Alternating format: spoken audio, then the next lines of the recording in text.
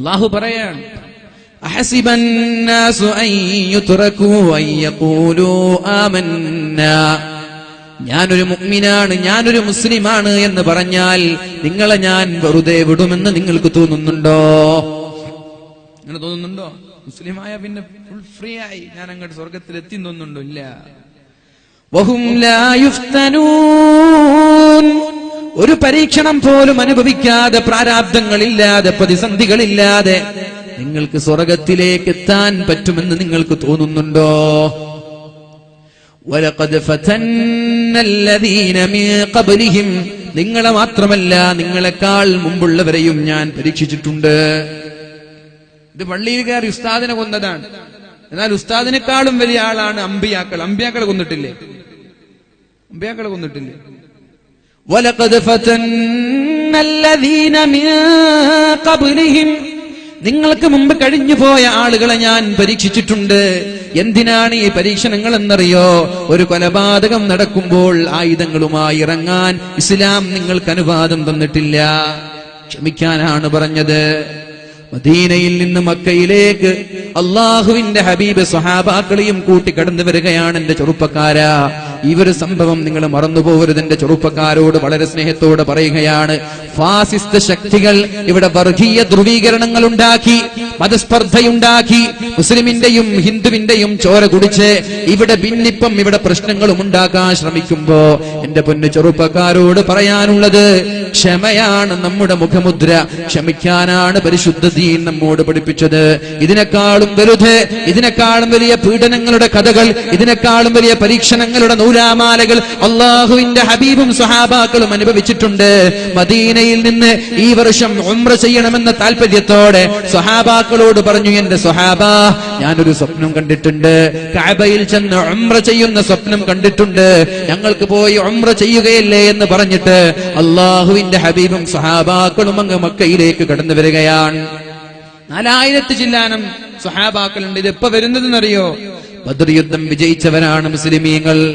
മക്കക്കാരുമായി ശക്തമായ യുദ്ധം കഴിഞ്ഞ് ബദർ യുദ്ധത്തിൽ വിജയശ്രീലാളിതനായി വിജയത്തിന്റെ പതാക ആകാശലോകത്ത് വെന്നിക്കൊടി പറപ്പിച്ചവരാണ് മുസ്ലിമീങ്ങൾ. ആ 4000 സ്വഹാബാക്കളുമായി മദീനയിൽ നിന്ന് മക്കയിലേക്ക് അല്ലാഹുവിന്റെ ഹബീബും സ്വഹാബാക്കളും കടന്നു വരികയാണ് ഉംറ ചെയ്യാൻ വേണ്ടി. അപ്പോഴാണ് മഹാനായ ഉസ്മാൻ തങ്ങളെ പറഞ്ഞേക്കുന്നത്, മക്കക്കാരായ മുശ്രിക്കീങ്ങളുടെ തീരുമാനം എന്തെന്നറിയാൻ.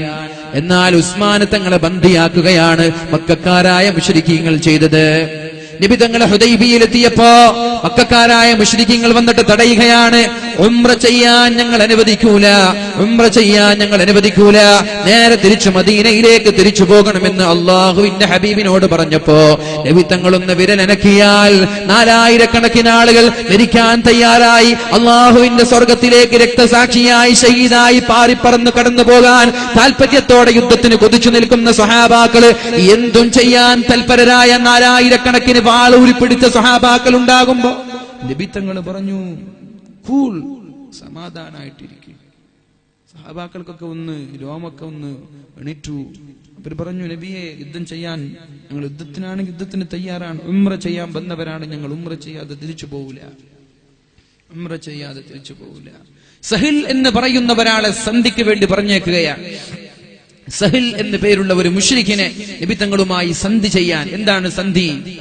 ബിസ്മില്ലാഹിർ റഹ്മാനിർ റഹീം. നബി തങ്ങൾ എഴുതി കൊടുത്തു, കേൾക്കണേ എന്റെ പ്രിയമുള്ള സഹോദരിമാരെ, ചെറുപ്പക്കാരാ, എന്റെ പ്രിയമുള്ള കാസർഗോട്ടിലെ സ്നേഹനിധികളായ എന്റെ സുഹൃത്തുക്കളോട് പറയാനുള്ളത്, അല്ലാഹുവിന്റെ ഹബീബ് എഴുതാൻ പറഞ്ഞു അലി തങ്ങളോട്, ബിസ്മില്ലാഹിർ റഹ്മാനിർ റഹീം, കരുണാകരനും കാരുണ്യവാനുമായ അള്ളാഹുവിന്റെ നാമം കൊണ്ട് തുടങ്ങുന്നു എന്ന് എഴുതാൻ പറഞ്ഞപ്പോ സഹല് പറയാണ്, റഹ്മാനെയും റഹീമിനെയും ഞങ്ങൾക്കറിയില്ല, ബിസ്മില്ലാ എന്ന് എഴുതിക്കോ. നിങ്ങൾ റഹ്മാനും റഹീമൊന്നും ഞങ്ങൾക്കറിയില്ല, ബിസ്മില്ല എന്ന് എഴുതിക്കോ. എഴുതിയതിനെ വെട്ടി റഹ്മാനും വെട്ടി റഹീമും വെട്ടി ബിസ്മില്ല എന്നാക്കി. വിധങ്ങൾക്ക് വേണമെങ്കിൽ കേൾക്കാതിരിക്കാം. അടുത്തത് മിൻ മുഹമ്മദിർ റസൂലില്ലാ, അള്ളാഹുവിന്റെ പ്രവാചകനായ മുഹമ്മദാണ് എഴുതുന്നത്. മിൻ മുഹമ്മദ് ബിൻ അബ്ദില്ലാ എന്നെഴുതിയാൽ മതി, റസൂലുള്ള എന്നത് വേണ്ട. നിങ്ങൾ റസൂലാണെന്നുള്ള വിശ്വാസം ഞങ്ങൾക്കുണ്ടെങ്കിൽ ഞങ്ങൾ നിങ്ങൾ കൂടെ വരൂലേ? നിങ്ങൾ പ്രവാചകനാണെന്ന് ഞങ്ങൾക്ക് വിശ്വാസമില്ല, അതുകൊണ്ട് മുൻ മുഹമ്മദ് റസൂലില്ല എന്ന് വേണ്ട, മുഹമ്മദ് ബിൻ അബ്ദില്ല എന്ന് എഴുതിയാൽ മതി. അലിയിനോട് വെട്ടാൻ പറഞ്ഞപ്പോ, ആ റസൂലുള്ള എന്നത് വെട്ടാൻ പറഞ്ഞപ്പോ അലി തങ്ങളുടെ കൈകൾക്ക് ധൈര്യം വന്നില്ല. എങ്ങനെയാണ് റസൂലുള്ള എന്നൊരു പദം വെട്ടിപ്പോകുന്നത്? ഹബീബിനോട് സ്നേഹമുള്ള ഒരാൾക്ക് എങ്ങനെയാണ് റസൂലുള്ള എന്ന് പറഞ്ഞ വാക്കിന്റെ മുകളിൽ പേന കൊണ്ട് എഴുതാൻ പറ്റുന്നത്? അലി പറഞ്ഞു, നബിയെ എനിക്ക് പറ്റൂല, നബിയെ എനിക്ക് പറ്റൂല. അവസാനം അള്ളാഹുവിന്റെ ഹബീബ് നിർബന്ധിപ്പിച്ചപ്പോ മഹാനായ അലി തങ്ങൾക്ക് വെട്ടേണ്ടി വന്നു. എന്നിട്ട് തീരുമാനം എന്താ? മദീനയിൽ നിന്ന് മുസ്ലിമീങ്ങളായ ആളുകളിൽ നിന്ന് ആരെങ്കിലും മക്കയിലേക്ക് കടന്നു വന്നാൽ അവരെ ഞങ്ങൾ 2 കൈയും നീട്ടി സ്വീകരിക്കും. എന്നാൽ മക്കയിൽ നിന്ന് ആരെങ്കിലും മുസ്ലിമായി മദീനയിലേക്ക് വന്നാൽ നിങ്ങൾ അവരെ സ്വീകരിക്കാൻ പാടില്ല, പറഞ്ഞേക്കണം. കേൾക്കുന്നുണ്ടോ? അവിടെ സ്ക്രീൻ ഉണ്ടാ? അതെല്ലാരും അങ്ങോട്ട് നോക്കുന്നല്ലേ? ഞാൻ വിചാരിക്കും എന്താ എല്ലാരും അങ്ങോട്ട് നോക്കുന്നത്. മദീനയിൽ നിന്ന് ആരെങ്കിലും ഇസ്ലാമിൽ നിന്ന് പിന്മാറി മക്കയിലേക്ക് കടന്നു വന്നാൽ അവരെ സ്വീകരിക്കും, ഞങ്ങൾ അവരെ കൈയും നീട്ടി സ്വീകരിക്കും. എന്നാൽ മക്കയിൽ നിന്ന് ആരെങ്കിലും ഇസ്ലാമിലേക്ക് കടന്നു വന്നാൽ അവരെ നിങ്ങൾ സ്വീകരിക്കാൻ പാടില്ല. ഒപ്പ് ചെയ്തു. നിങ്ങൾ ആലോചിച്ച്, ഇങ്ങനെ ഒരു ഒപ്പിന് നിങ്ങൾ തയ്യാറാവോ? നബി തങ്ങൾ തയ്യാറാവാണ്. കുഴപ്പമില്ല, മുസ്ലിമായിട്ട് വന്നവരെ ഞങ്ങൾ സ്വീകരിക്കൂല, എന്നാൽ ഞങ്ങൾ ആളിൽ നിന്ന് വന്നാൽ നിങ്ങൾ സ്വീകരിച്ചോളി. ഒപ്പിട്ട് കൊടുത്തു. പിന്നെ അടുത്ത വാഗ്ദാനം, 10 വർഷത്തോളം ഉംറ ചെയ്യാൻ നിങ്ങൾ വരാൻ പാടില്ല. 10 വർഷക്കാലം മദീനയിൽ നിന്ന് മക്കയിലേക്ക് വരാൻ പാടില്ല. വീണ്ടും ഒപ്പ് ചെയ്തു, ഒപ്പ് വെച്ചു കൊടുത്തു. അപ്പോഴാണ് സഹിൽ എന്ന് പറയുന്ന ഒപ്പ് വെക്കുന്ന സന്ധി ചെയ്യുന്ന ഒരാളുടെ ആ സഹോദരന്റെ മകൻ ഇസ്ലാം സ്വീകരിച്ച് ഹബീബിന്റെ സമീപത്തേക്ക് കടന്നു വരുന്നത്. കൈകാലുകളിൽ ചങ്ങലയുണ്ട്. അബൂജന്തൽ റളിയല്ലാഹു അൻഹു, അദ്ദേഹത്തിന്റെ കൈകളിൽ ചങ്ങലക്കെട്ടുകളുണ്ട്.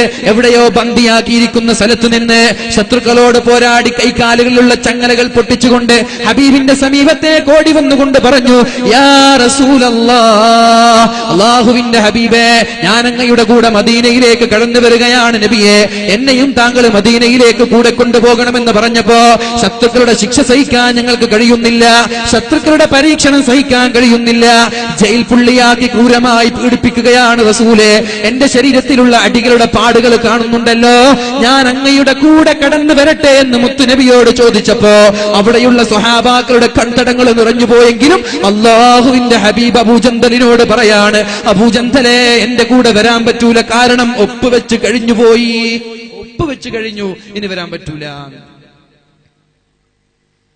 നിങ്ങളൊന്ന് ചോദിച്ചു നോക്കി, അല്ല ഇവരെ കൊണ്ടുപോയിക്കൂടെ? കൊണ്ടുപോവാൻ ഞങ്ങൾ അനുവദിക്കൂല, നിങ്ങൾ ആദ്യം തന്നെ വാക്ക് തെറ്റിക്കാൻ പാടില്ല. എന്നിട്ട് സഹലിനെ ക്രൂരമായി നിലത്തിലൂടെ വലിച്ചിഴച്ച് ചങ്ങലക്കെട്ടുകളുമായി തിരിച്ചു കൊണ്ടുപോകുന്നത് നിറഞ്ഞ കൺതടങ്ങളുമായി സ്വഹാബാക്കളും നബിതങ്ങളും നിസ്സഹായനായി നോക്കി നിന്നു. ഒന്നും ചെയ്തില്ല. എന്നാ നിങ്ങൾ കേൾക്കണോ? മഹാന്മാരായ സ്വഹാബാക്കൾ പറയാണ്, ഈ ഒരു ഉടമ്പടി കഴിഞ്ഞപ്പോഴാണ് മഹാനായ ഉമർ ഇബ്നുൽ ഖത്താബ് റളിയല്ലാഹു അൻഹു കടന്നു വരുന്നത്. നബിയെ, നിങ്ങളല്ലേ പറഞ്ഞത് ഉംറ ചെയ്യാമെന്ന് പറഞ്ഞിട്ടല്ലേ നബിയെ താങ്കൾ ഇങ്ങോട്ട് കടന്നു വന്നത്? ഞങ്ങളോട് പറഞ്ഞത് ഉംറ ചെയ്യാമെന്നല്ലേ? നിങ്ങൾ ഇപ്പോൾ ഉംറ ചെയ്യാതെ മടങ്ങുകയാണോ? നബി തങ്ങൾ പറഞ്ഞു, അതെ. അപ്പൊ നിങ്ങളല്ലേ ഉംറ ചെയ്യാന്ന് പറഞ്ഞത്? നബി തങ്ങൾ ചോദിച്ചു, ഞാൻ ഉംറ ചെയ്യാന്ന് പറഞ്ഞിരുന്നു, ഈ വർഷം ചെയ്യുമെന്ന് ഞാൻ പറഞ്ഞു, ഉംറ ചെയ്യാമെന്ന് ഞാൻ പറഞ്ഞിട്ടുണ്ട്, പക്ഷെ ഈ പ്രാവശ്യം ചെയ്യുമെന്ന് ഞാൻ പറഞ്ഞു ഇല്ലല്ലോ. അപ്പൊ ഉമർ തങ്ങൾ ഒരു ചോദ്യം ചോദിക്കുന്നുണ്ട്, അലസ്ത റസൂലല്ലാഹി ഹഖ്ഖ, നിങ്ങൾ സത്യത്തിൽ അള്ളാന്റെ പ്രവാചകൻ തന്നെയാണോ? ഉമർ തങ്ങൾ ചോദിച്ച ചോദ്യമാണ്, അലസ്ത റസൂലല്ലാഹി ഹഖ്ഖ, നിങ്ങൾ അല്ലാഹുവിന്റെ റസൂലിന്റെ പ്രവാചകൻ തന്നെയാണോ? അല്ല കള്ളപ്രവാചകനാണോ? നബി തങ്ങളൊന്നും മിണ്ടിയില്ല. നേരെ പോയി മഹാനായ സിദ്ദീഖുൽ അക്ബർ റളിയല്ലാഹു അൻഹുവിന്റെ സമീപത്തേക്ക്. സിദ്ദീഖ് തങ്ങളോട് ചോദിച്ചു, സിദ്ദീഖേ, ഈ വർഷം ഉംറ ചെയ്യാമെന്ന് പറഞ്ഞിട്ടല്ലേ ഞങ്ങൾ ഇങ്ങോട്ട് കടന്നു വന്നത്, എന്നിട്ട് ഉംറ ചെയ്യാതെ തിരിച്ചു പോവുകയോ? സിദ്ദീഖ് തങ്ങളും ചോദിച്ചു, ഉമറേ, ഈ വർഷം ഉംറ ചെയ്യുമെന്ന് അല്ലാഹുവിന്റെ ഹബീബ് പറഞ്ഞിട്ടില്ലല്ലോ. സിദ്ദീഖ് തങ്ങളോടും ചോദിച്ചോ, അള്ളാഹുവിന്റെ പ്രവാചകൻ തന്നെയാണോ ഇത്? സത്യത്തിൽ അള്ളാഹുവിന്റെ പ്രവാചകൻ തന്നെയാണോ എന്ന് മഹാനായ ഉമർ തങ്ങൾ ദേഷ്യം കൊണ്ട് ചോദിച്ചിട്ടുണ്ട്. അപ്പോഴാണ് അള്ളാഹുവിന്റെ ഹബീബ് സ്വഹാബാക്കളോട് പറയുന്നത്, ഞങ്ങൾ ആരും ഉംറ ചെയ്യുന്നില്ല, നിങ്ങൾ തഹല്ലുലാവണം, എല്ലാവരും മുടി കളയണം, ആടിനെ അറുത്തു കൊടുക്കണം, എന്നിട്ട് മദീനയിലേക്ക് തിരിച്ചു പോകണമെന്ന് പറഞ്ഞപ്പോ ഒരു സ്വഹാബിയും നബി തങ്ങൾ പറഞ്ഞത് കേൾക്കാൻ തയ്യാറായില്ല. ഒരു സ്വഹാബിയും കേട്ടില്ല. എന്താ നബി തങ്ങൾ പറഞ്ഞത്? ഉംറ ചെയ്യുന്നില്ല, തൽക്കാലം കഫാറത്ത് കൊടുത്ത് പ്രായശ്ചിത്തം ചെയ്തിട്ട് തലവടിച്ച് നമ്മൾ മദീനയിലേക്ക് തിരിച്ചു പോവാൻ. സ്വഹാബാക്കൾ ഒരാളും കേട്ടില്ല. നബി തങ്ങൾ ഇങ്ങനെ വേദനയോടെ ദുഃഖത്തോടെ ഇരിക്കുമ്പോഴാണ് ഭാര്യ ഉമ്മു സലമ റളിയല്ലാഹു അൻഹ കടന്നു വരുന്നത്. യാ റസൂലല്ലാഹ്, അല്ലാഹുവിന്റെ ഹബീബേ, എന്തിനാണ് ദുഃഖിച്ചിരിക്കുന്നത്? എന്തേ, നിങ്ങൾക്ക് എന്തു പറ്റി നബിയേ? അപ്പോഴാണ് അല്ലാഹുവിന്റെ ഹബീബ് പറയുന്നത്, ഞാൻ എന്റെ സ്വഹാബാക്കളോട് ഒരു കാര്യം പറഞ്ഞിട്ട് സ്വഹാബാക്കൾ അത് കേട്ടിട്ടില്ലല്ലോ, സ്വഹാബാക്കൾ അത് കേൾക്കുന്നില്ലല്ലോ. ഞാനൊരു കാര്യം പറഞ്ഞു, സ്വഹാബാക്കൾ കേട്ടിട്ടില്ല, എനിക്ക് വല്ലാത്ത വിഷമം തോന്നിയെന്ന് അല്ലാഹുവിന്റെ ഹബീബായ റസൂലുള്ളാഹി സ്വല്ലല്ലാഹു അലൈഹി വസല്ലം മഹദിയായ ഉമ്മു സലമ റളിയല്ലാഹു അൻഹയോട് പറഞ്ഞപ്പോഴാണ് ഉമ്മു സലമ റളിയല്ലാഹു അൻഹ പറയുന്നത്, യാ റസൂലല്ലാഹ്, അല്ലാഹുവിന്റെ മുത്തുനബിയെ, ഞാൻ നിങ്ങൾക്കൊരു ഉപഹാരം, ഒരു ഐഡിയ പറഞ്ഞു തരാം, ഒരു ഉപായം പറഞ്ഞു തരാം. നിങ്ങൾ ആരോടും ആരോടും മിണ്ടരുത്. നിങ്ങൾ നിങ്ങളുടെ തലയുടെ മുടിയെടുത്ത് കഫാറത്ത് കൊടുക്കണം നബിയെ. എന്നിട്ട് നിങ്ങൾ മദീനയിലേക്ക് മടങ്ങണം നബിയെ. എന്നിട്ട് നിങ്ങൾ ഉംറയിൽ നിന്ന് തഹല്ലുലാവണം നബിയെ. ഇത് കേട്ടപ്പോ നബി തങ്ങൾക്ക് തോന്നി, നല്ല ഐഡിയ ആണല്ലോ, നല്ല ഉപായമാണല്ലോ, നല്ല തന്ത്രമാണല്ലോ. നബി തങ്ങൾ നേരെ പോയി മുടി പഠിച്ചു കളഞ്ഞു. എന്നിട്ട് ഉംറ ചെയ്യാതെ പണങ്ങി പോകുന്നതിന്റെ പ്രായശ്ചിത്തമായി ആടിനറുത്തു. ഇത് കണ്ടപ്പോഴേക്കും സ്വഹാബാക്കളൊക്കെ ഞെട്ടിത്തിരിച്ചു. യാ അല്ലാഹ്, യാ അല്ലാഹ്, അള്ളാഹുവിന്റെ ഹബീബ് ഒരു കാര്യം ഏൽപ്പിച്ചിട്ട് ഞങ്ങൾ ചെയ്തിട്ടില്ലല്ലോ, ഹബീബ് ഏൽപ്പിച്ച കാര്യം ചെയ്യാൻ ഞങ്ങൾ മടിച്ചുവല്ലോ എന്ന് പറഞ്ഞിട്ട് സ്വഹാബാക്കൾ കൂട്ടം കൂട്ടമായി ഓടി മുടി കളയുകയും ആടിനെ അറുത്തു കൊടുക്കുകയും ചെയ്തു. എന്നാൽ ഉമർ തങ്ങളുടെ കഥ കേൾക്കണോ? ഈ ഒരു സംഭവം പറഞ്ഞ ഉമർ തങ്ങൾക്ക് വിഷമം പിടിച്ചു. പിന്നെ വർഷങ്ങളോളം നോമ്പ് നോക്കാൻ തുടങ്ങി, വർഷങ്ങളോളം രാത്രി നിസ്കരിക്കാൻ തുടങ്ങി, ഒരുപാട് അടിമകളെ മോചിപ്പിക്കാൻ തുടങ്ങി. എന്നിട്ട് മഹാനായ ഉമർ തങ്ങൾ പറയാണ്, എന്റെ മനസ്സിന് സംതൃപ്തിയാകുന്നത് വരെ, അള്ളാഹു എനിക്ക് പുറത്തു തന്നു എന്നും അള്ളാഹു എന്നെ തൃപ്തിപ്പെട്ടു എന്നും തോന്നുന്നത് വരെ വർഷങ്ങളോളമാണ് ഇതിന്റെ പ്രായശ്ചിത്തമായി ഞാൻ നോമ്പ് നോറ്റത് എന്ന് മഹാനായ ഉമർ ഇബ്നുൽ ഖത്താബ് റളിയല്ലാഹു അൻഹു പറയുന്നുണ്ട്. എന്നാൽ അള്ളാഹുവിന്റെ ഹബീബ് അവിടെ ഉപയോഗിച്ചത് വിവേകമാണ്, വികാരമല്ല. ഉമർ തങ്ങൾ ഉപയോഗിച്ചത് വികാരമാണ്. ആ ഒരു വിവേകം നമ്മളും ഉപയോഗിക്കുക. നമ്മളിവിടെ വികാരം ഉപയോഗിച്ച് പള്ളിയുടെ ഉസ്താദിനെ കൈത്തെടുത്ത് കൊന്നപ്പോ വടിയും വാളും കുന്തവുമായി ഇറങ്ങി ഇവിടെ പ്രശ്നം ഉണ്ടാക്കി. എന്താ ഇവിടെ നേടാൻ പോകുന്നത്? നിരപരാധികൾ കൊല്ലപ്പെടും. കൊലപാതകം നിസ്സാരവൽക്കരിക്കപ്പെടുകയാണ്. ഒരു പൈങ്കിളിയെപ്പോലും നോവിക്കരുത് എന്ന് പഠിപ്പിച്ച മതമാണ് പരിശുദ്ധ ദീൻ മുത്തു റസൂലുള്ളാഹ്. സല്ലപിക്കുന്ന ഇണക്കിളികളെ അരുത്, കാട്ടാള അരുത്, അരുത് കാട്ടാള അരുത്. സല്ലപിക്കുന്ന ഇണക്കിളികളെ വേട്ടയാടി അതിന്റെ രക്തം ഇന്ത്യ എന്ന മഹാഭാരതത്തിലിറ്റ് വീണ് ഇന്ത്യയുടെ സംസ്കാരത്തിന് പോറലേൽപ്പിക്കരുത് എന്ന് വാൽമീകി മഹർഷി പറഞ്ഞ ഈ ഇന്ത്യ മഹാഭാരതത്തിലാണ് നാടുനീളെ കൊലപാതകങ്ങളുടെ കഥകൾ കേൾക്കുന്നത്. കളങ്കപ്പെട്ടില്ലേ? സംസ്കാരത്തിന് പോറലേറ്റില്ലേ? സല്ലപിക്കുന്ന ഇണക്കിളികളുടെ രക്തമിറ്റ് വീണ് ഇന്ത്യ മഹാരാജ്യത്തിന് ഒരു കളങ്കമുണ്ടാക്കരുത് എന്ന് പറഞ്ഞ വാൽമീകി മഹർഷി. ഒരു പൈങ്കിളിയെ പോലും വെറുതെ നോവിക്കരുത്. എങ്ങാനും ഒരു പൈങ്കിളിയെ തിന്നാനോ ആവശ്യത്തിനോ വേണ്ടിയല്ലാതെ നോവിച്ചാൽ നാളെ മഹ്ശറാവൻ സഭയിൽ ആ പൈങ്കിളി നമ്മൾക്കെതിരെ സാക്ഷി നിൽക്കുമെന്നും അത് കാരണമായി നരകത്തിന്റെ ശിക്ഷ അനുഭവിക്കേണ്ടി വരുമെന്നും പഠിപ്പിച്ച പരിശുദ്ധ റസൂലുള്ളാഹ്. ഈ സമുദായത്തിൽപ്പെട്ട നമ്മൾ എങ്ങനെയാണ് കൊലപാതകം നടത്തുക? നമ്മൾ എങ്ങനെയാണ് കൊലപാതകം നടത്തുക? വാൽമീകി മഹർഷി പറഞ്ഞതുപോലെ ഹൈന്ദവ സമുദായത്തിൽപ്പെട്ട ആളുകൾ എങ്ങനെയാണ് കൊലപാതകം നടത്തുക? ഒരുപാട് വർഷങ്ങൾക്ക് മുമ്പ്, 1400 വർഷങ്ങൾക്ക് മുമ്പ് അള്ളാഹുവിന്റെ ഹബീബിന്റെ സന്ദേശവാഹകരായ മാലിക് ഇബ്നു ദീനാർ റളിയല്ലാഹു അൻഹു അങ്ങ് കാസർഗോഡ് വന്നപ്പോ, കേരളക്കരയിലേക്ക് വന്നപ്പോ ഇവിടെയുള്ള ഹൈന്ദവ സഹോദരങ്ങളാണ് മഹാന്മാരായ മാലിക് ഇബ്നു ദീനാർ റളിയല്ലാഹു അൻഹുവിന് പള്ളി നിർമ്മിക്കാനുള്ള സ്ഥലങ്ങൾ നൽകിയത്. ഒരു ഒരുപാട് ക്ഷേത്രങ്ങൾ നിർമ്മിക്കാൻ ഇവിടെ സ്ഥലങ്ങൾ നൽകിയത് മുസ്ലിമീങ്ങളാണെങ്കിൽ മതസൗഹാർദ്ദത്തിന്റെ ഈറ്റില്ലമെന്ന് ലോകമുടനീളം പ്രശസ്തിയാർജിച്ച ഇന്ത്യ മഹാരാജ്യത്തെ നിങ്ങൾ ദയവ് ചെയ്ത് ഗുജറാത്ത് ആക്കരുത്, ദയവ് ചെയ്ത് പാകിസ്ഥാൻ ആക്കരുത്, ദയവ് ചെയ്ത് ശരിയ ആക്കരുത്. എനിക്ക് പറയാനുള്ളത് നിയമപാലകരോടാണ്. നിങ്ങൾ കാക്കി അണിയുന്ന സമയത്ത്, വക്കീലന്മാർ ഗൗൺ അണിയുന്ന സമയത്ത് നിങ്ങൾ എടുക്കേണ്ട ഒരു പ്രതിജ്ഞയുണ്ട്. പ്രത്യേകമായ സമുദായത്തോടൊരു ഫേവർ ഉണ്ടാവാൻ പാടില്ല, പ്രത്യേകമായ വിഭാഗത്തോട് താല്പര്യം ഉണ്ടാവാൻ പാടില്ല. നിയമം നിയമത്തിന്റെ വഴിയിലാവണം. ഒരാളോടും പ്രത്യേകമായ പ്രീതി. ചില ആളുകൾക്ക് പ്രത്യേകമായ നിയമം, ചില ആളുകൾക്ക് പ്രത്യേകമായ നിയമം. മുസ്ലിമീങ്ങൾക്ക് മാത്രം സംവരണം ചെയ്യപ്പെട്ട UAPA. എന്നാൽ മറ്റു ചില ആളുകൾ എന്ത് ചെയ്താലും അവരെ ഡമ്മി പ്രതികളെ കൊണ്ടുവന്ന് അവരെ സംരക്ഷിക്കുന്ന ഒരു സംവിധാനം നമ്മുടെ നാട്ടുകാരായ നിയമപാലകർ തുടങ്ങിയാൽ ഇതിന്റെ ദൂരവ്യാപകമായ ഭവിഷ്യത്ത് അനുഭവിക്കേണ്ടത് നിങ്ങൾ തന്നെയാണെന്ന് മറന്നു പോകരുത്. ഇത് പാകിസ്ഥാനായി മാറും. പിന്നെ സ്കൂളിൽ ബോംബ് സ്ഫോടനങ്ങൾ, മക്കളെ സ്കൂളിൽ പറഞ്ഞയച്ചതാണ്. അവിടെയുണ്ട് ചാവേർ സ്ഫോടനങ്ങൾ. അങ്ങാടിയിലേക്ക് ഫ്രൂട്ട്സ് വാങ്ങാൻ വന്നതാണ്, ചാവേർ സ്ഫോടനം. അവിടെ അമ്പലത്തില് ഒന്ന് പൂജിക്കാൻ പോയതാണ്, അവിടെയും ബോംബ് സ്ഫോടനം. പള്ളിയിലേക്ക് പെരുന്നാൾ നിസ്കരിക്കാൻ വന്നതാണ്, അവിടെയും ബോംബ് സ്ഫോടനം. ഇതൊക്കെയാണ് പാകിസ്ഥാനിൽ നിന്ന് കേൾക്കുന്നത്. ദയവ് ചെയ്ത് നമ്മുടെ ഇന്ത്യ മഹാരാജ്യത്തെ, കാസർഗോഡിനെ, കേരളത്തെ ഒരു പാകിസ്ഥാനാക്കി മാറ്റരുത്.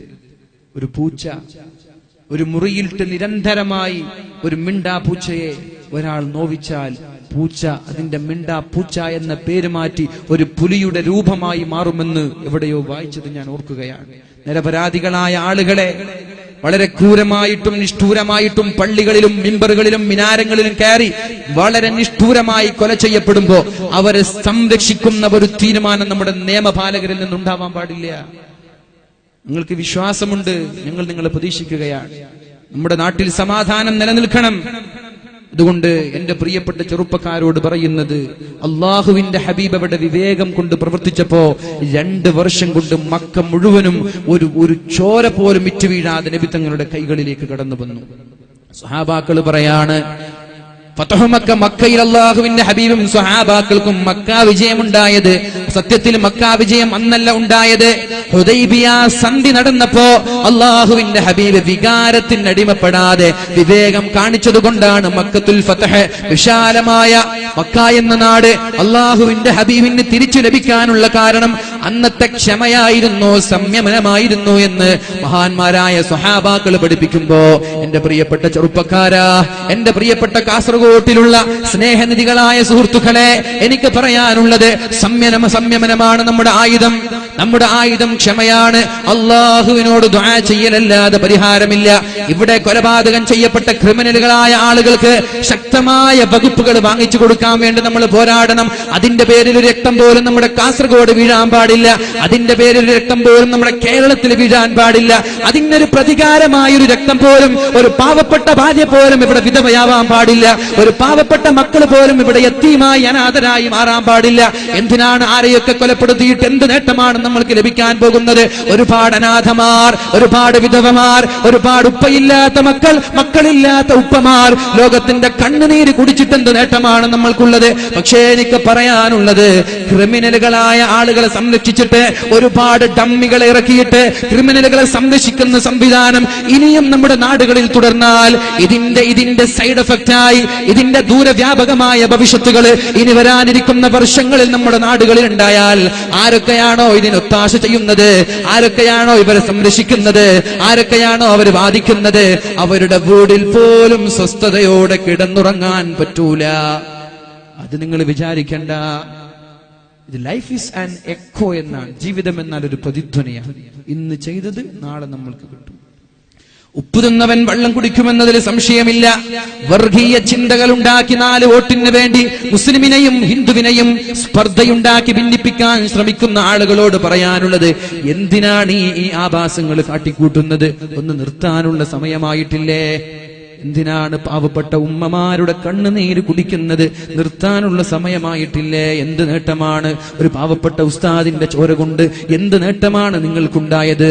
ഞാൻ പറയട്ടെ, നമ്മുടെ കേരളത്തിൽ ഈ അടുത്തൊരു കൊലപാതകം നടന്നു. കാസർഗോഡ് ജില്ലയിലല്ല, വേറൊരു ജില്ലയിൽ. ആ കൊലപാതകം നടന്ന പ്രതികൾ പിടിക്കപ്പെട്ടപ്പോ 1 മാസം കൊണ്ട് ജാമ്യത്തിലിറങ്ങുകയുണ്ടായി.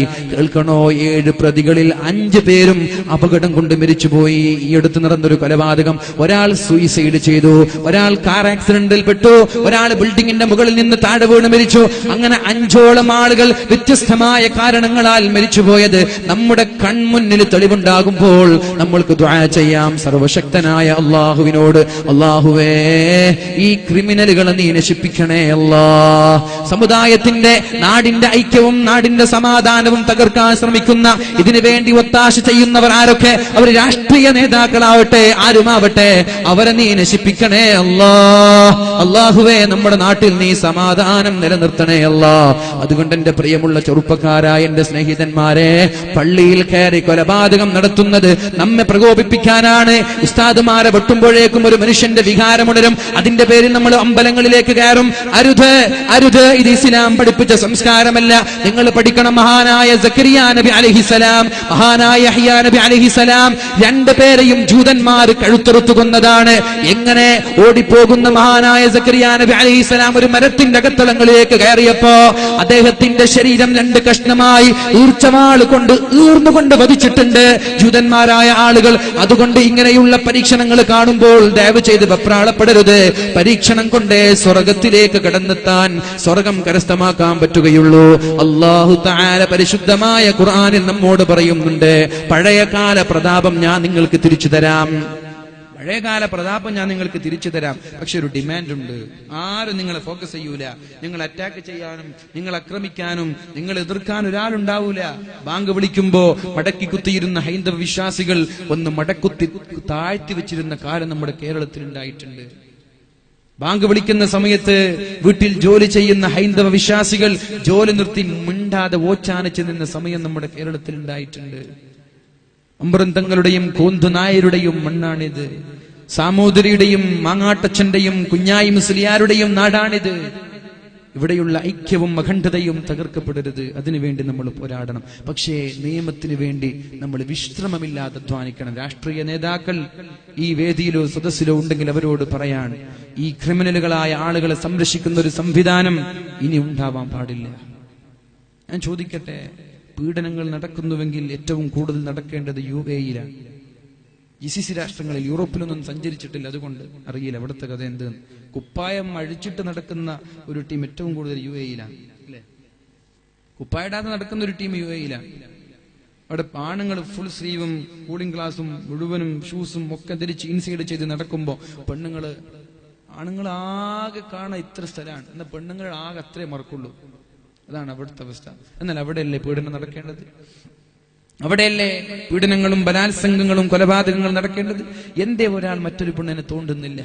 എന്തേ ഒന്ന് നോക്കുന്നില്ല? നമ്മുടെ നാട്ടിൽ ഇത്രയും സൂക്ഷ്മതയോടെ വസ്ത്രം ധരിച്ച് സംസ്കാരത്തോടെ ജീവിച്ചിട്ട് പോലും ക്രൂരമായ കൊലപാതകങ്ങളും ബലാത്സംഗങ്ങളും എന്തേ നടക്കുന്നത്? അതിന് കാരണം ഒന്ന് മാത്രമാണ്, ഇവിടുത്തെ നിയമം കാറ്റിൽ പറത്താനുള്ളതാണ്. അവിടുത്തെ നിയമം പോലെ നടക്കുന്നുണ്ട്. അവിടെ ഒന്ന് കൈ തോണ്ടിയാൽ നാളെ ഈ കൈ ഉയർത്താൻ തലയുണ്ടാവൂല എന്ന ബോധം UAE-യിൽ ജീവിക്കുന്ന ആളുകൾക്കറിയാം. താല്പര്യമില്ലാഞ്ഞിട്ടല്ല, നിയമത്തെ പേടിച്ചിട്ടാണ്. കുപ്പായം അഴിച്ചിട്ട് എല്ലാരും നടക്കുന്നത്. ഒന്ന് തൊടാനും ഒന്ന് തോണ്ടാനും ഒന്ന് കൂടെ പോകാനും താല്പര്യമുണ്ട്, പക്ഷേ പേടി തല പോകുമല്ലോ. പക്ഷെ ഇവിടെ അങ്ങനെയല്ല. ഇവിടെ ഇന്ന് ബലാത്സംഗം നടത്തി കൊന്ന് ഒരാഴ്ച കഴിയുമ്പോൾ ജാമ്യത്തിൽ ഇറങ്ങാണ്. അപ്പൊ അവർക്ക് ഉറപ്പായി ഇനി അടുത്ത ബലാത്സംഗം നടത്തിയാൽ എനിക്ക് വേണ്ടി വാദിക്കാൻ ഇവിടെ ആളുണ്ട്, എന്നാ പിന്നെ അടുത്ത പെണ്ണിനെ നോക്കി നടക്കും. അത് കഴിഞ്ഞ് അടുത്ത കൊലപാതകം നടന്നു, അടുത്ത ബലാത്സംഗം നടന്നു, വീണ്ടും ജയിലിലായി, ഒരാഴ്ച കഴിഞ്ഞ് വീണ്ടും വരും. ഇതയാൾക്കൊരു ഹോബിയാണ് ബലാത്സംഗം ചെയ്യന്റെ. ഗോവിന്ദച്ചാമിക്ക് വേണ്ടി വരെ വാദിക്കുന്ന വക്കീലന്മാർ നമ്മുടെ നാട്ടിലുണ്ടാകുമ്പോ, ഗോവിന്ദച്ചാമി എന്ന് പറഞ്ഞാൽ പ്രബുദ്ധ കേരളം ഒന്നിച്ച് അദ്ദേഹത്തിനെതിരെ ശബ്ദിക്കും. ഇത്രയും വലിയ ക്രൂരമായ ബലാത്സംഗവും പീഡനവും ചെയ്ത ആളാണ്. അവന് വേണ്ടി വേറെ ശബ്ദിക്കാൻ ഇവിടെ ആളുകളുണ്ട്, വക്കീലന്മാരുണ്ട് എന്ന് പറയുമ്പോ നമ്മുടെ നാട്ടിൽ നീതിയിലുള്ള നിയമത്തിലുമുള്ള വിശ്വാസം നഷ്ടപ്പെട്ടുകൊണ്ടിരിക്കുകയാണ്. സമുദായത്തിന് പ്രത്യേകിച്ചിട്ട് കൈവെട്ടിയപ്പോൾ UAPA, തലവെട്ടിയപ്പോൾ ഒന്നുമില്ല. അങ്ങനല്ലേ നമ്മൾ കണ്ടത്? കൈവെട്ടിനെ നമ്മൾ ഒരിക്കലും അവർക്ക് സപ്പോർട്ട് ചെയ്യല്ല. കൈവെട്ടിയപ്പോൾ UAPA, തലവെട്ടിയപ്പോൾ ഒന്നുമില്ല. തലയാണോ കൈയാണോ തലയെക്കാളും വലുത്? പക്ഷേ നമ്മളതുകൊണ്ട് വികാരം കൊണ്ട് അതിലേക്ക് ഇറങ്ങി പുറപ്പെടുകയല്ല. നീതിയും നിയമത്തിനും വേണ്ടി നിരന്തരമായി അതിന്റെ പിന്നാലെ ഈ ക്രിമിനലുകൾക്ക് അർഹമായ ശിക്ഷ നമ്മൾ വാങ്ങിച്ചു കൊടുക്കണം. അല്ലാഹു ഇങ്ങനെയുള്ള നാടിന്റെ സമാധാനം നശിപ്പിക്കുന്ന ആളുകൾ അല്ലാഹു നശിപ്പിക്കട്ടെ. നമ്മുടെ നാട്ടിൽ അള്ളാഹു സമാധാനം നിലനിർത്തട്ടെ. എന്റെ ചെറുപ്പക്കാരാ, അള്ളാഹു പറയാണ്, നിങ്ങൾക്ക് പഴയകാല പ്രതാപം തിരിച്ചു വരണമെങ്കിൽ അള്ളാഹു ഒരു ഡിമാൻഡ് പറയുന്നുണ്ട്. ബിസ്മില്ലാഹിർ റഹ്മാനിർ റഹീം. വഅദല്ലാഹു അല്ലദീന ആമനൂ മിൻകും വഅമിലുസ് സ്വാലിഹാത്ത്. നിങ്ങളിൽ നിന്ന് അള്ളാഹുവിനെ കൊണ്ട് വിശ്വസിക്കുന്ന ആളുകൾ, വഅമിലുസ് സ്വാലിഹാത്തി, സൽക്കർമ്മം ചെയ്യുന്ന ആളുകൾ. ഈ ആയത്തും കൂടി ഓതി ഞാൻ എന്റെ വാക്കുകൾ ഉപസംഹരിക്കും. 10 ദുആ അടുക്ക നിർത്തും ഇൻഷാ അല്ലാഹ്. വഅദല്ലാഹു അല്ലദീന ആമനൂ മിൻകും വഅമിലുസ് സ്വാലിഹാത്ത് ലയസ്തഖ്ലിഫന്നഹും ഫിൽ അർളി കമസ്തഖ്ലഫല്ലദീന മിൻ ഖബ്ലിഹിം വലയുമക്കിനന്ന ലഹും ദീനഹും الذي ارتضى لهم وليبدلنهم من بعد خوفهم أمنا يعبدونني لا يشركون بي شيئا ومن كفر بعد ذلك فأولئك هم الفاسقون. ഓ സത്യവിശ്വാസികളെ, ഓ മുസ്ലിമീങ്ങളെ, ഓ മുഅ്മിനീങ്ങളെ, നിങ്ങൾക്ക് ഞാനൊരു വാഗ്ദാനം തരട്ടെ, ഒരു കരാർ. വഅദല്ലാഹു അല്ലദീന ആമനൂ മിൻകും, നിങ്ങളിൽ നിന്ന് അല്ലാഹുവിനെ കൊണ്ട് വിശ്വസിച്ച ആളുകൾക്ക് ഞാനൊരു വാഗ്ദാനം നൽകുകയാണ്. വഅമിലുസ് സ്വാലിഹാത്ത്, സൽപ്രവർത്തനങ്ങൾ മാത്രം ചെയ്ത് ജീവിക്കുന്ന ആളുകൾക്ക് ഞാനൊരു വാഗ്ദാനം നൽകട്ടെ. എന്താണ് വാഗ്ദാനം? ലയസ്തഖ്ലിഫന്നഹും ഫിൽ അർളി കമസ്തഖ്ലഫല്ലദീന മിൻ ഖബ്ലിഹിം. നിങ്ങൾക്ക് മുമ്പ് കഴിഞ്ഞു പോയ ആളുകൾക്ക് അവരുടെ അധികാരം തിരിച്ചു നൽകിയതുപോലെ നിങ്ങൾക്ക് നഷ്ടപ്പെട്ടു പോയ അന്തസ്സും പ്രതാപവും ഞാൻ തിരിച്ചു തരാം. മുസ്ലിം എന്ന് പറയുമ്പോ സ്നേഹിക്കുന്ന ആളുകൾ ഇവിടെ ഉണ്ടാവും, മുസ്ലിമീങ്ങളോട് ബഹുമാനമുള്ള ആളുകൾ ഇവിടെ ഉണ്ടാവും. അത് നിങ്ങൾക്ക് വേണോ? ഹൈന്ദവ വിശ്വാസികൾ പണ്ട് അല്ലെ, പഴയ കാലത്ത് വർഗ വിവേചനത്തിന്റെ പേരിൽ, ജാതിയുടെ വിവേചനത്തിന്റെ പേരിൽ ശൂദ്രരും ക്ഷത്രിയരും ആയ ആളുകൾ, ഏറ്റവും നികിഷ്ഠരായ ആളുകൾ, ശൂദ്രരായ ആളുകൾ, അവർക്ക് കിലോമീറ്ററുകൾക്ക് അപ്പുറത്തില്ല ബ്രാഹ്മണരുടെ സമീപത്ത് നടക്കാൻ പാടില്ല. ബ്രാഹ്മണര് നടന്നാൽ 1 കിലോമീറ്റർ അപ്പുറത്ത് ശൂദ്രരായ താഴ്ന്ന ജാതിക്കാർ നടക്കണം. അവർ ദൈവത്തിന്റെ കാലിൽ നിന്നുണ്ടായവരാണ്. എങ്ങാനും ഒന്ന് കണ്ടുപോയാൽ ഈ ശൂദ്രന്റെ ചെവിയിൽ ചുട്ടുപൊള്ളുന്ന ഈയമൊഴിച്ചു കൊടുക്കുമായിരുന്നു. ശൂദ്രൻ, അതേ ജാതിയുടെ വിവേചനമുണ്ടായ സമയത്ത് ശൂദ്രന്മാർ ഈ വിവേചനം ഇല്ലാതിരിക്കാൻ വേണ്ടി അവർ കണ്ടെത്തിയ വഴിയാണ് പരിശുദ്ധമായ ദീൻ ഇസ്ലാം. എന്നാൽ ഈ താഴ്ന്ന വർഗക്കാരൻ പിറ്റേ ദിവസം ഒരു തൊപ്പിയിട്ട് മുസ്ലിമായി വന്നാൽ ബ്രാഹ്മണൻ കയ്യും പിടിച്ച് കൂടെ ഇരുത്തി ഭക്ഷണം കഴിക്കും. നോക്കണം, നമ്മൾ താഴ്ന്ന ജാതിക്കാരൻ ഒന്നടുത്തു വന്നാൽ, ഒന്ന് കണ്ടാൽ, അല്ലെങ്കിൽ കിണറിൽ നിന്ന് വെള്ളം കോരിയാൽ കിണർ മുഴുവനും വെള്ളം അത് മുഴുവനും ഒഴിവാക്കി വൃത്തിയാക്കിയിരുന്ന ഒരു കാലഘട്ടത്തിൽ മുസ്ലിമായി തൊപ്പി വെച്ച് വന്നാൽ ബ്രാഹ്മണർ കൂടെ ഇരുത്തി ഭക്ഷണം നൽകിയിരുന്നു. ഈ ഒരു രീതിയിലേക്ക് നിങ്ങളുടെ അഭിമാനവും അന്തസ്സും ഞാൻ തിരിച്ചു തരാം, പ്രതാപം ഞാൻ നിങ്ങൾക്ക് തിരിച്ചു തരാം. പക്ഷേ ഡിമാൻഡ് ഉണ്ട്. വലയുമക്കിനന്ന ലഹും ദീനഹും അല്ലദി ഇർതദാ ലഹും, നിങ്ങളുടെ മതം പറയുന്നത് പോലെ ജീവിക്കാൻ ഞാൻ നിങ്ങൾക്ക് സമ്മതം തരാം. ബീഫ് കഴിക്കാൻ പറ്റൂല എന്നാ പിന്നെ ഏറ്റവും കൂടുതൽ ബീഫ് ഡിസ്ട്രിബ്യൂട്ട് ചെയ്യുന്നത് കഴിക്കാൻ പാടില്ല എന്ന് പറയുന്ന ആളാണ്. ഇതൊന്നും അവരുടെ മതത്തോടുള്ള താല്പര്യമല്ല. എന്തെങ്കിലും ഒരു കാർഡ്, എന്തെങ്കിലും ഒരു കളി വേണം, എന്നിട്ട് വോട്ട് പിടിക്കണം എന്നതേ ഉള്ളൂ. ആരവിടെ ബീഫ് കഴിക്കാത്ത?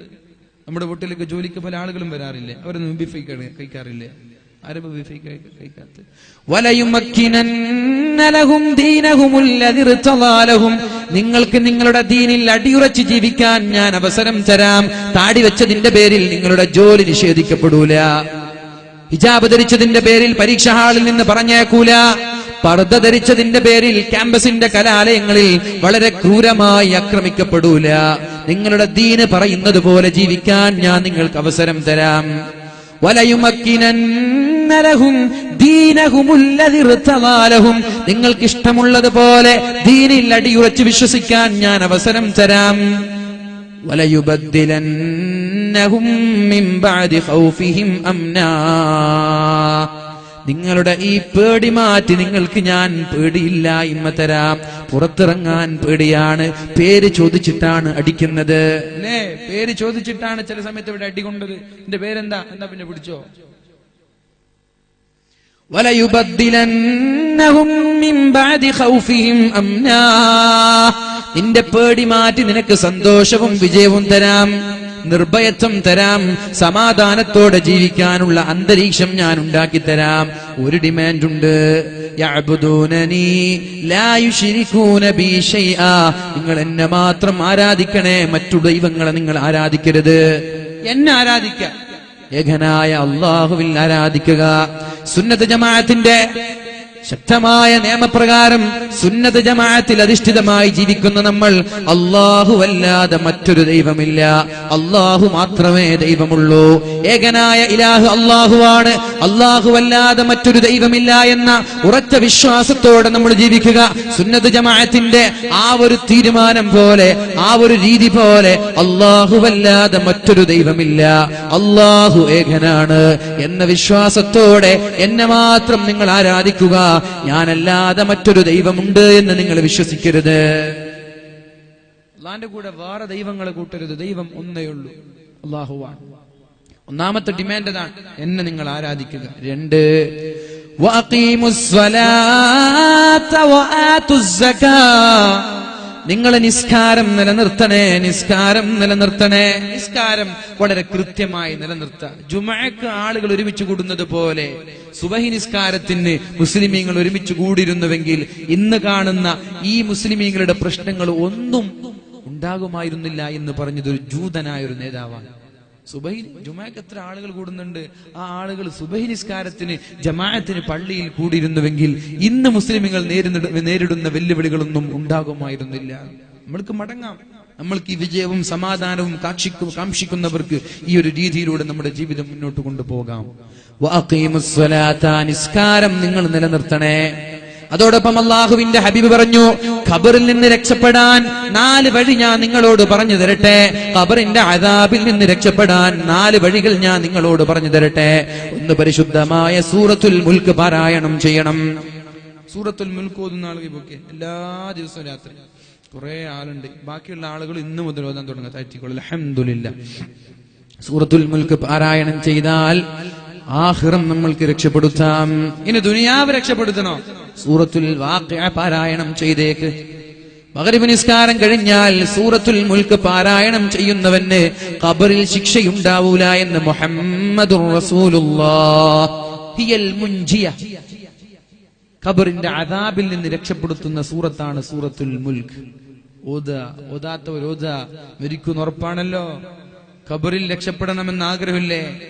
ഖബർ രക്ഷപ്പെട്ടാൽ പിന്നെ എല്ലാം വിജയിക്കുമെന്ന് മഹാനായ ഉസ്മാൻ ഇബ്നു അഫ്ഫാൻ റളിയല്ലാഹു അൻഹു പറഞ്ഞിട്ടുണ്ടല്ലോ.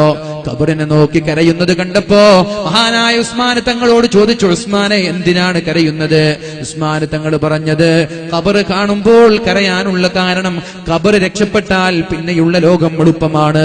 ഖബർ രക്ഷപ്പെട്ടാൽ പിന്നെ സിറാത്തിനെ പേടിക്കേണ്ടതില്ല, മഹ്ശറയെ പേടിക്കേണ്ടതില്ല, നരകത്തെ പേടിക്കേണ്ടതില്ല. അപ്പൊ ഖബറാണ് ആഖിറത്തിലെ ആദ്യത്തെ ഇന്റർവ്യൂ നടക്കുന്നത്, ഖബറാണ്. ആ ഖബർ രക്ഷപ്പെടാൻ പരിശുദ്ധമായ സൂറത്തുൽ മുൽക്ക് പാരായണം ചെയ്യുവീൻ. ഇനി ദുനിയാവ് രക്ഷപ്പെടാൻ സൂറത്തുൽ വാഖിഅ പാരായണം ചെയ്യണേ. സൂറത്തുൽ വാഖിഅ പാരായണം ചെയ്യുന്ന ആളുകൾക്ക് ദാരിദ്ര്യം ഉണ്ടാവൂല. മഹാന്മാരായ സ്വഹാബാക്കൾ മക്കളോട് സൂറത്തുൽ വാഖിഅ പാരായണം ചെയ്യാൻ പറഞ്ഞിരുന്നു. കടങ്ങൾ ഉണ്ടാവൂല, പ്രാരാബ്ദങ്ങൾ ഉണ്ടാവൂല, ദാരിദ്ര്യം ഉണ്ടാവൂല, മറ്റൊരാളുടെ മുമ്പിൽ യാചിക്കേണ്ടി വരൂല, മറ്റൊരാളോട് ബെഗ് ചെയ്യേണ്ട അവസ്ഥയുണ്ടാവൂല. ദുനിയാവും ആഖിറവും രക്ഷപ്പെടാൻ പരിശുദ്ധമായ ഖുർആനാണ് പരിഹാരം. ഖുർആനിലൂടെയല്ലാതെ പരിഹാരമില്ല. ആഖിറം സൂറത്തുൽ മുൽക്കിലൂടെ സമ്പാദിക്കാമെന്നാൽ ദുനിയാവ് സമ്പാദിക്കാൻ സൂറത്തുൽ വാഖിഅ പാരായണം ചെയ്യണം. ഉപ്പമാരെ നിങ്ങൾ ഓതണേ, ഉമ്മമാരെ നിങ്ങളും ഓതണേ, മക്കളോടും ഓതാൻ പറയണേ, ഒരു വീട്ടിലുള്ള എല്ലാ ആളുകളും ഓതണേ. എന്തേ ഒരു 10 മിനിറ്റ് അല്ലാഹുവിന് വേണ്ടി ചെലവഴിച്ചാൽ എന്തേ? ഒരുപാട് സമയം വാട്സപ്പിലും ഫേസ്ബുക്കിലും കളിക്കുമ്പോ, സോഷ്യൽ മീഡിയകളിൽ കളിക്കുമ്പോ, ടിവിക്ക് മുമ്പിൽ കളിക്കുമ്പോ, സിനിമക്ക് മുമ്പിൽ കളിക്കുമ്പോ, സീരിയലിന്റെ മുന്നിൽ അഡിക്റ്റ് ആയിരിക്കുമ്പോ, വെറുതെ സൊറ പറഞ്ഞിരിക്കുമ്പോ, വെറുതെ ചടച്ചിരിക്കുമ്പോ എന്തേ ഒരു 10 മിനിറ്റ് അല്ലാഹുവിന് വേണ്ടി സമയം കണ്ടെത്താൻ എന്തേ സാധിക്കാത്തത്? അല്ലാഹു നാളെ ചോദിക്കൂലേ, നിന്റെ സമയം സമയത്തെക്കുറിച്ച്, അള്ളാഹു ചോദിക്കൂലേ നിന്റെ ആരോഗ്യത്തെക്കുറിച്ച്, അള്ളാഹു ചോദിക്കൂലേ നിന്റെ സമ്പാദ്യങ്ങളെ കുറിച്ച്. ആ സമയത്ത് അള്ളാഹുവിനോട് വ്യക്തമായ സ്പഷ്ടമായ മറുപടി പറയാൻ ആഗ്രഹമുണ്ടെങ്കിൽ നിങ്ങൾ ചെയ്ത ഓരോ സമയങ്ങളും എങ്ങനെയാണിത് അള്ളാഹുവിന് വേണ്ടി ഉപയോഗിക്കാൻ പറ്റുക എന്ന് ശ്രദ്ധിക്കണം. ഖബറിലെത്തിയാൽ ശിക്ഷയിൽ നിന്ന് രക്ഷപ്പെടാൻ സൂറത്തുൽ മുൽക്ക് പാരായണം ചെയ്താൽ ആ സൂറത്തുൽ മുൽക്കാണ് നാളെ ആഖിറത്തിൽ നമ്മൾക്ക് വേണ്ടി സംവദിക്കുന്നത്, നമ്മൾക്ക് വേണ്ടി സംവാദം നടത്തുന്നത്, നമ്മൾക്ക് വേണ്ടി തർക്കിക്കുന്നത്. ഏതുവരെ? ഖബറിന്റെ അദാബിൽ നിന്ന് അള്ളാഹു മോചിപ്പിക്കുന്നത് വരെ അള്ളാഹുവിനോട് തർക്കിക്കുന്ന സൂറത്താണ് സൂറത്തുൽ മുൽക്ക്. അതുകൊണ്ട് ഇന്നു മുതൽ നമ്മൾ തുടങ്ങണം. അള്ളാഹു തൗഫീഖ് ചെയ്യട്ടെ. സൂറത്തുൽ വാഖിഅ ജീവിതത്തിൽ സാമ്പത്തിക പ്രതിസന്ധി ഇല്ലാതിരിക്കാൻ, കടങ്ങൾ ഉണ്ടാവൂല, നിങ്ങൾ മക്കളോട് ഓദിക്കുക. ഇതൊക്കെ നബി തങ്ങൾ പറഞ്ഞ ഹദീസുകളാണ്. അള്ളാഹു തൗഫീഖ് ചെയ്യട്ടെ. 4 കാര്യം ചെയ്താൽ ഖബറിൽ നിന്ന് രക്ഷപ്പെടാമെന്നാണ്. 1, അസ്സദഖത്തു, നന്നായി ദാനധർമ്മം ചെയ്യുന്ന ആളുകളാണെങ്കിൽ ഖബറിന്റെ അദാബിൽ നിന്ന് രക്ഷപ്പെടാമെന്ന് മുഹമ്മദുർ റസൂലുള്ളാഹ്. 2, മുഹാഫളത്തുസ് സ്വലാ, നിസ്കാരം നിലനിർത്തണം. ഞാൻ പറഞ്ഞത് വാഖീമുസ് സ്വലാ, നിങ്ങൾ നിസ്കാരം കൃത്യമായി നിലനിർത്തിയാൽ പഴയകാല പ്രതാപം ഞാൻ നിങ്ങൾക്ക് തിരിച്ചു തരാം, നിങ്ങളുടെ പേടി ഞാൻ മാറ്റാം, നിങ്ങളുടെ ദീൻ പറയുന്നത് പോലെ ജീവിക്കാൻ ഞാൻ നിങ്ങൾക്ക് അവസരം തരാം. അള്ളാഹു പറഞ്ഞല്ലോ, മുഹാഫളത്തുസ് സ്വലാ, നിസ്കാരം കൃത്യമായി നിലനിർത്തിയാൽ അവന്റെ ഖബറിടം രക്ഷപ്പെടാമെന്നും മുഹമ്മദുർ റസൂലുള്ളാഹ്. 3-മതായി പറഞ്ഞത് വഖിറാഅത്തുൽ ഖുർആൻ, ഖുർആൻ ഓതുന്ന ആളുകൾക്കും ഖബറിടം സ്വർഗീയമാക്കപ്പെടുമെന്ന് ശഫീഉനാ റസൂലുള്ളാഹി. വകസ്റത്തുത് തസ്ബീഹ്, തസ്ബീഹ് അധികരിപ്പിക്കുന്നവർ സുബ്ഹാനല്ലാഹ് സുബ്ഹാനല്ലാഹ് സുബ്ഹാനല്ലാഹ് ഇതുപോലെ തസ്ബീഹ് അധികരിപ്പിക്കുന്ന ആളുകളാണെങ്കിൽ അവന്റെ ഖബറിടവും അല്ലാഹു വിശാലമാക്കും, അവന്റെ ഖബറിടം അല്ലാഹു പ്രകാശിപ്പിക്കുമെന്ന് ലോകത്തിന്റെ മുത്തേ റസൂലുള്ളാഹ്. ഓർമ്മയുണ്ടല്ലോ, ഖബർ രക്ഷപ്പെടാൻ 4 കാര്യം പറഞ്ഞു. 1, നിർത്താൻ പോവാൻ 1 പറഞ്ഞോളൂ. 1, അസ്സദഖത്തു, നന്നായി ദാനധർമ്മം ചെയ്താൽ ഖബറിടം രക്ഷപ്പെടും. 2, മുഹാഫളത്തുസ് സ്വലാ, നിസ്കാരം കൃത്യമായി നിർവഹിക്കണം. തോന്നുമ്പോൾ നിസ്കരിച്ചാൽ പോരാ, കൃത്യമായി നിസ്കരിക്കണം. ബാങ്ക് വിളിക്കുമ്പോൾ തന്നെ നിസ്കാരത്തെക്കുറിച്ച് ബോധം വേണം. 3, ഖിറാഅത്തുൽ ഖുർആൻ, ഖുർആൻ ഓതണേ, ഖബറിടം സ്വർഗീയമാക്കാം. വകസ്റത്തുത് തസ്ബീഹ്, ഒരുപാട് തസ്ബീഹ് അധികരിപ്പിച്ചാൽ നമ്മുടെ ഖബറിടം അല്ലാഹു വിശാലമാക്കുകയും പ്രകാശിപ്പിക്കുകയും സ്വർഗീയ കവാടങ്ങൾ തുറന്നു തരികയും ചെയ്യുമെന്ന് ലോകത്തിന്റെ മുത്തേ റസൂലുള്ളാഹ്. ഇത് ഖബറിനെ രക്ഷപ്പെടാനുള്ള വഴിയാണ്. ഇനി ദുനിയാവ് രക്ഷപ്പെടാനുള്ള വഴി എന്താ? പഴയകാല പ്രതാപം തിരിച്ചു വരാൻ 1, എന്നെ മാത്രം ആരാധിക്കുക, എന്നെ നന്നായി ആരാധിക്കുക, എന്റെ കൂടെ വേറെ ദൈവങ്ങളെ വെക്കരുത്, ദൈവം ഒന്നേ ഉള്ളൂ, അല്ലാഹുവാൻ. 2, വഅഖീമുസ് സ്വലാഹ്, നിസ്കാരം നിലനിർത്തണം. വആതുസ് സകാ, സകാത്ത് കൊടുത്തു വീട്ടണേ. ഞാൻ ചോദിക്കട്ടെ, സകാത്ത് കൊടുക്കാറുണ്ടോ? വലം യംനഉ സകാത അംവാലിഹിം ഇല്ലാ മുനിഉൽ ഖിത്റ മിനസ് സമാ, എപ്പോഴാണോ ആളുകൾ സകാത്ത് കൊടുക്കാതെ മാറി നിൽക്കുന്നത് അന്നു മുതൽ ഭൂമിയിലേക്ക് മഴ ലഭിക്കൂല.